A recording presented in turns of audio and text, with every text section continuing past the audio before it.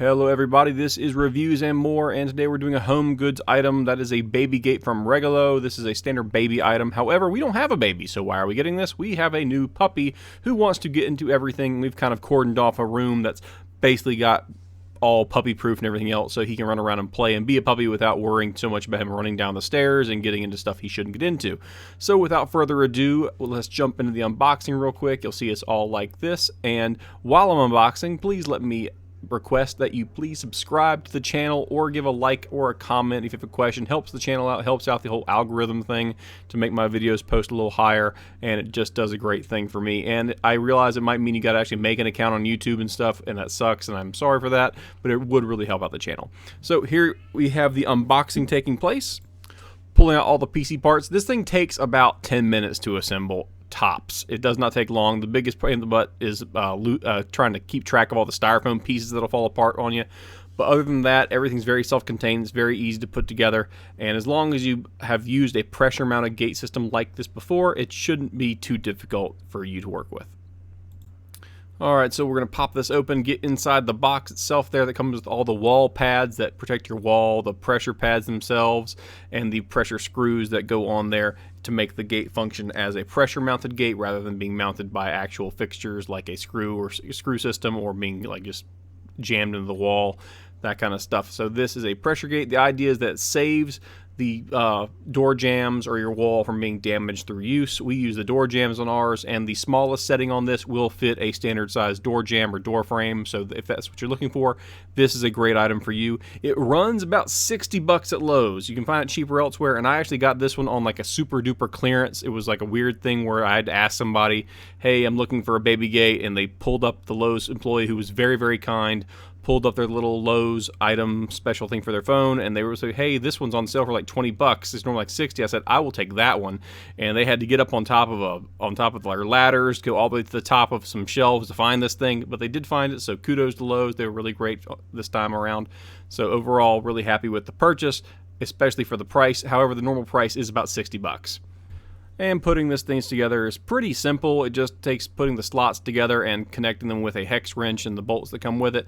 It's very, very quick. It takes a little longer here because I'm trying to keep it in frame and not miss out on what's going on to show y'all, but it's very, very simple. Comes with the hex wrench you need, as well as my phone going off in the background.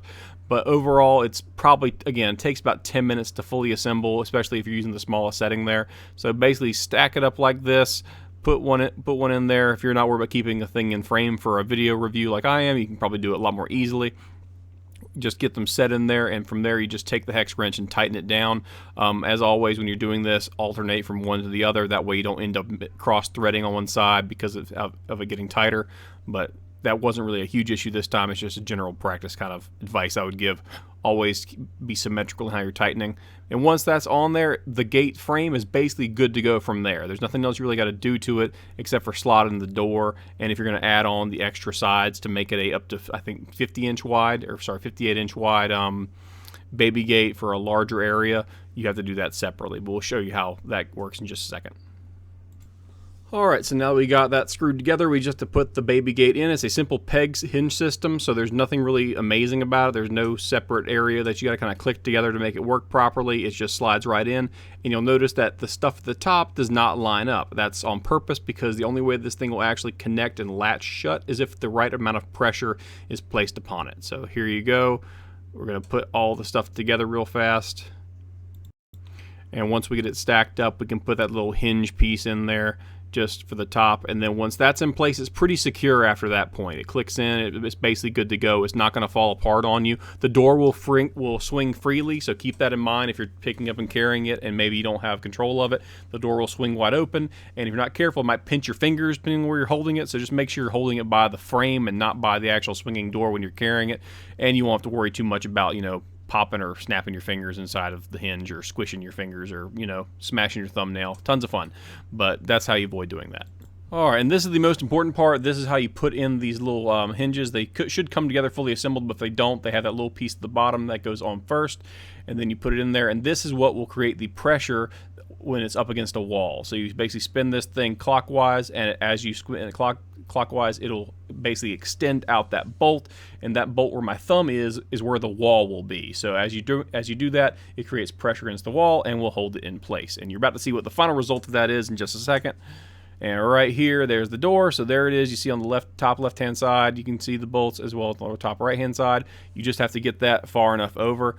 You can see some pretty wide spacing there. This is enough to keep out most animals as well as a baby typically, unless they're really going to get stuck in there, which I would hope you keep better track of your child, but a toddler's not getting through there very easily. But you'll notice it doesn't swing, it doesn't touch, it's not latching. That means you have to open it up even further. You got to tighten this thing up and it will bend the frame into place. And don't be panicked about that. It's supposed to bend, it's designed that way.